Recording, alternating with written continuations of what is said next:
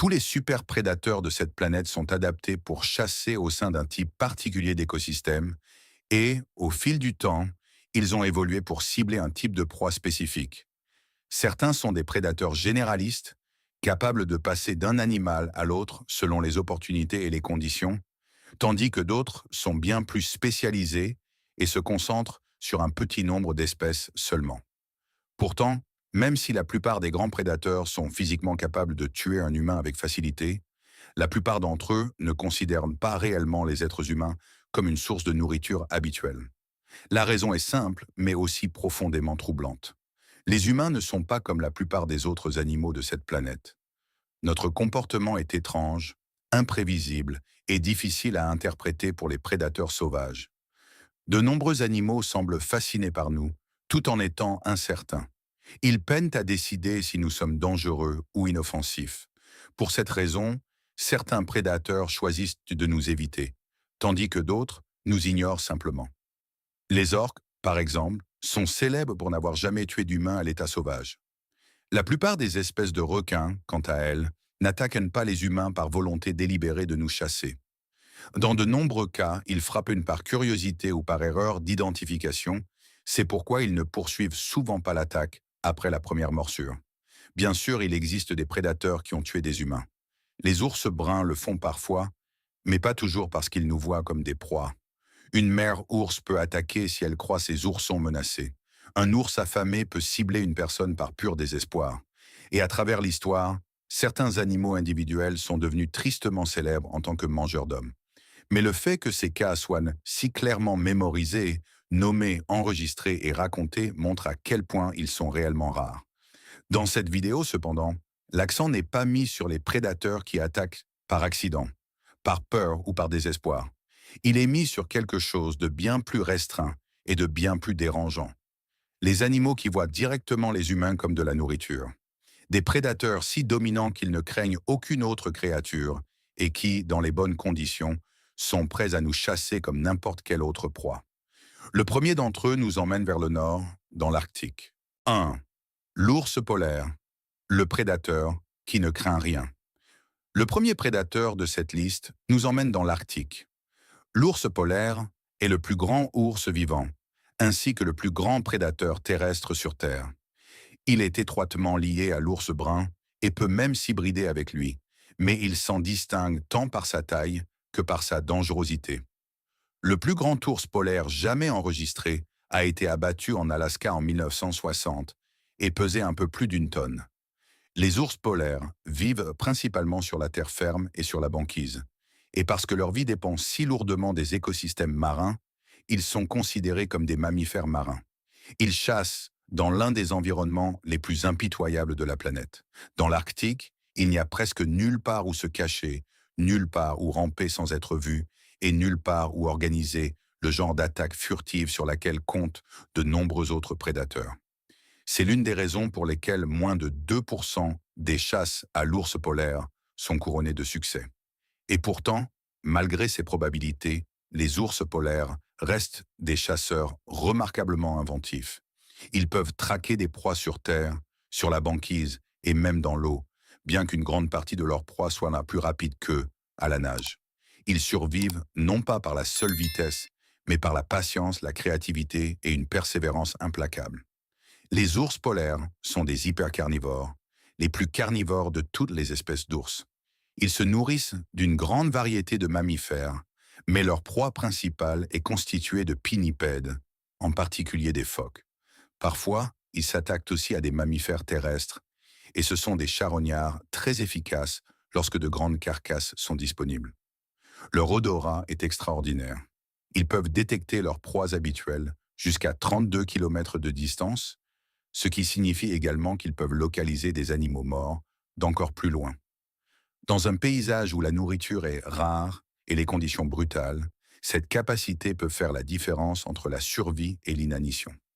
Les humains et les ours polaires coexistent depuis des milliers d'années, mais la relation a toujours été tendue et dangereuse. On chassait déjà l'ours polaire il y a 8000 ans, très probablement à l'aide d'arcs, de flèches et de chiens. Certains chasseurs utilisaient une méthode encore plus sûre et plus calculée, harponnant les ours qui nageaient depuis des embarcations. Même dans des époques plus rudes et plus violentes, l'ours polaire n'a jamais été traité comme un animal ordinaire. À travers différentes cultures de l'Arctique, il était reconnu comme quelque chose d'exceptionnellement dangereux. Dans certaines sociétés, tuer un ours polaire était considéré comme un rite de passage pour les garçons. Dans d'autres, les chasses à l'ours étaient entourées de rituels stricts. Leur fourrure était très prisée, faisait l'objet d'un commerce intense et, au Moyen Âge, elle était devenue une marchandise importante. La chasse à grande échelle au Svalbard était active au XVIIIe siècle. Les ours y ont d'abord été chassés par des explorateurs russes, puis par les Norvégiens également. Des années 1870 aux années 1970, environ 22 000 ours polaires ont été tués, une proportion importante de la population mondiale. Dans l'Arctique canadien, ils étaient également chassés par les baleiniers, surtout lorsque les captures de baleines étaient faibles. Il serait facile d'imaginer qu'un animal chassé si lourdement par les humains puisse nous craindre, ou même nous attaquer par une forme de représailles. Mais ce n'est pas ce qui rend l'ours polaire si troublant. Il ne se contente pas de réagir aux humains. Il voit les humains directement comme une source de nourriture. La plupart des conflits surviennent lorsque la banquise fond et que les ours commencent à se déplacer vers les établissements humains en quête de nourriture. Dans certains endroits, ils sont abattus lorsqu'ils entrent dans les villes. À Churchill, cependant, il existe même des prisons pour ours polaires, où les spécimens nuisibles sont détenus jusqu'à ce que la banquise se reforme. Le changement climatique n'a fait qu'aggraver le problème. En 2019, plus de 50 ours polaires ont envahi une petite ville d'un archipel russe, forçant les autorités locales à déclarer l'état d'urgence. Les attaques Shuron contre les humains sont encore relativement rares, en grande partie grâce à la surveillance et à la sensibilisation du public, mais elles arrivent. Entre 1870 et 2014, on estime à 73 le nombre d'attaques sur des humains, ayant entraîné 20 décès. La plupart des attaques mortelles ont été menées par des ours mâles affamés, généralement près des zones habitées. Et à mesure que la nourriture devient plus difficile à trouver, on craint réellement que de telles rencontres ne deviennent plus fréquentes à l'avenir. L'ours polaire ne devrait jamais être réduit à un rôle de méchant. Il essaie simplement de survivre dans l'un des écosystèmes les plus rudes de la Terre, et au fil des siècles, les humains ont massacré bien plus d'ours polaires qu'ils n'ont tué d'entre nous.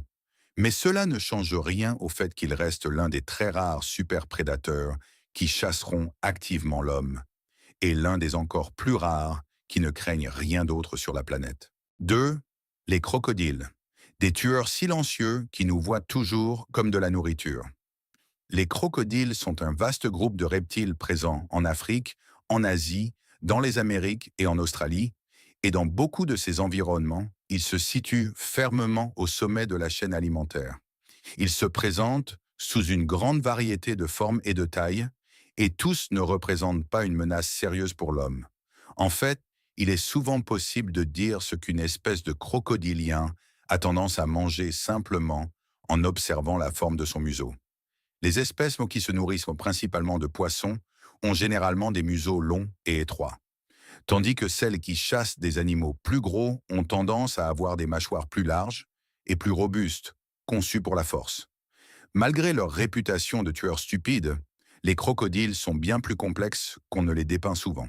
Chaque espèce a ses propres comportements et son rôle écologique, et même certains des plus grands crocodiles attaquent rarement les humains. Le crocodile américain, par exemple, est l'une des plus grandes espèces au monde. Pourtant, les attaques mortelles sur l'homme y sont extrêmement peu fréquentes. Le vrai danger réside ailleurs.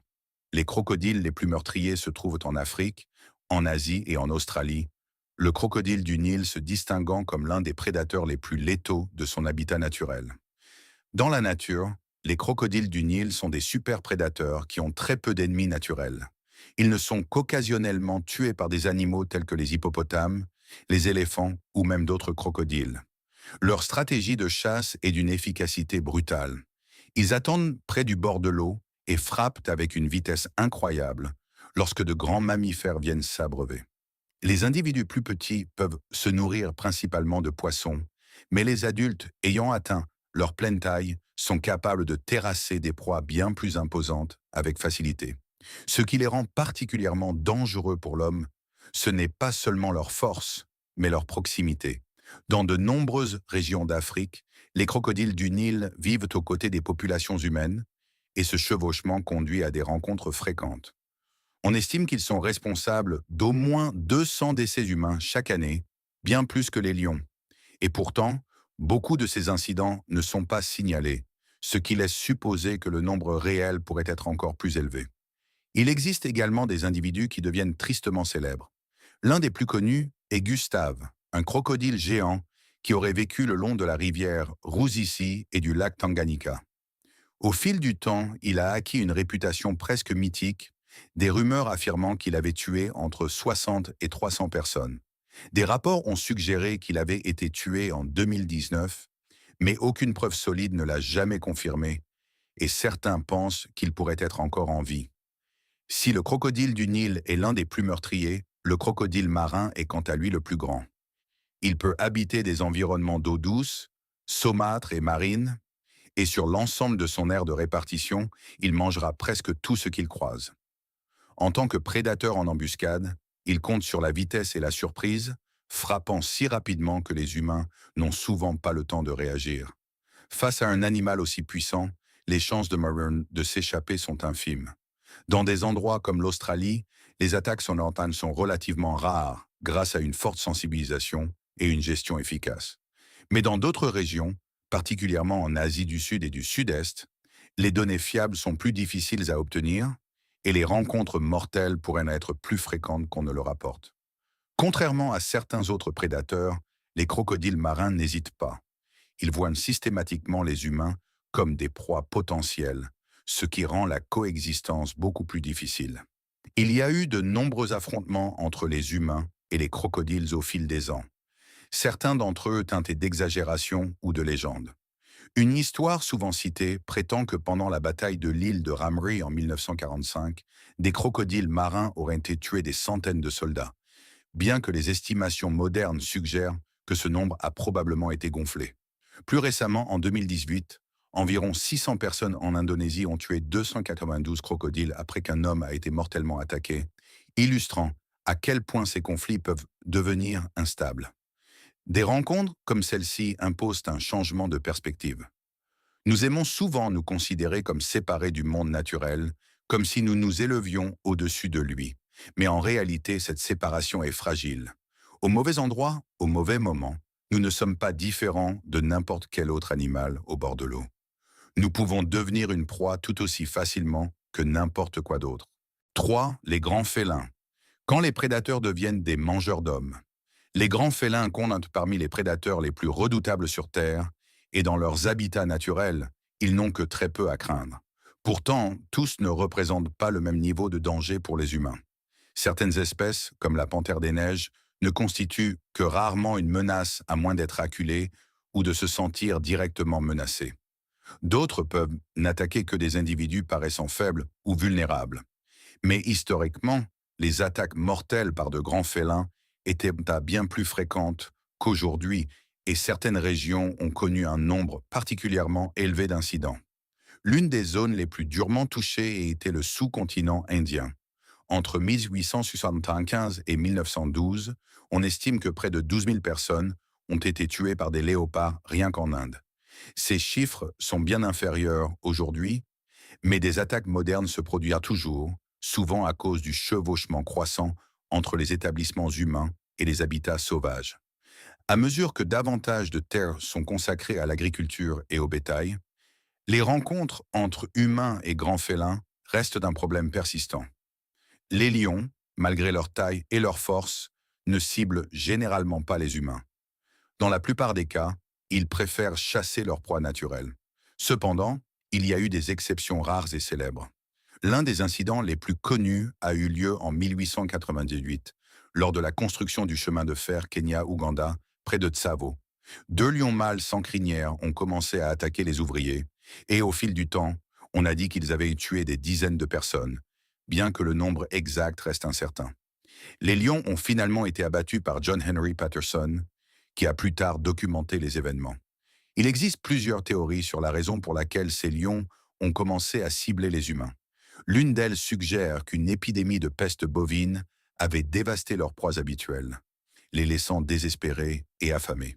Une autre théorie propose qu'ils s'étaient habitués à se nourrir de cadavres humains. Les caravanes d'esclaves passaient souvent par la région de Tsavo, et les corps abandonnés ont pu amener les lions à associer les humains à la nourriture. Une fois cette association formée, ils ont pu commencer à chasser activement les gens. Le tigre, le plus grand félin vivant, entretient une relation encore plus complexe avec l'homme. Présents dans de vastes zones de l'Asie, les tigres varient considérablement en taille selon leur région, les plus imposants se trouvant en Inde et en Russie. Dans de nombreuses cultures, ils sont respectés et même vénérés, tandis que dans d'autres, ils sont craints et chassés. Dans la plupart des situations, les tigres préfèrent éviter les humains et se concentrer sur leur proie naturelle. Cependant, des attaques sont toujours possibles là où humains et tigres partagent le même environnement. Au début du XXe siècle, un tigre particulièrement célèbre aurait tué jusqu'à 450 personnes, bien que ce chiffre ait pu être exagéré. Lorsque l'animal a finalement été tué par Jim Corbett, un détail révélateur a émergé. Le tigre avait des dents cassées, ce qui l'empêchait de chasser efficacement ses proies habituelles. C'est un schéma observé dans de nombreux cas de grands félins mangeurs d'hommes. Les individus qui se tournent vers la prédation humaine sont souvent vieux, blessés ou incapables de capturer leur nourriture normale. Aujourd'hui encore, il existe des régions où les tigres semblent plus enclins à considérer les humains comme des proies. Les Sundarbans sont l'une de ces zones où se produisent la plupart des attaques modernes. Pourtant, le nombre de décès reste relativement bas par rapport au passé et seul un petit nombre de personnes perdent la vie à cause des tigres chaque année. Bien que les grands félins puissent attaquer et attaquent effectivement les humains, ils sont généralement moins susceptibles de nous chasser activement que des prédateurs comme les crocodiles ou les ours polaires. Dans le monde naturel, il existe de nombreux prédateurs capables de tuer un humain. Mais comme nous l'avons vu, très peu nous considèrent réellement comme une source de nourriture régulière. La plupart des attaques surviennent dans des circonstances spécifiques. Peur, désespoir ou simple erreur de jugement. Seul un petit nombre d'espèces rompt systématiquement ce schéma et traitent les humains comme des proies au même titre que n'importe quel autre animal. L'ours polaire règne seul dans l'Arctique, assez puissant pour ne rien craindre et prêt à chasser les humains dès que l'occasion se présente. Les crocodiles, en particulier les espèces du Nil et de mer, vivent à nos côtés dans de nombreuses parties du monde et causent plus de décès humains chaque année que presque n'importe quel autre prédateur. Et bien que les grands félins soient souvent redoutés, seuls certains individus, généralement poussés par une blessure ou la nécessité, se tournent vers la chasse directe des humains. Pris dans leur ensemble, ces exemples révèlent quelque chose qu'il est facile d'oublier. Les humains ne sont pas séparés du monde naturel. Nous en faisons partie. Dans le bon environnement, dans les bonnes conditions, nous pouvons devenir un simple maillon de plus de la chaîne alimentaire. S'il y a d'autres super prédateurs qui, selon vous, auraient dû être inclus, faites-le moi savoir dans les commentaires ci-dessous. Et pour l'instant, merci d'avoir regardé.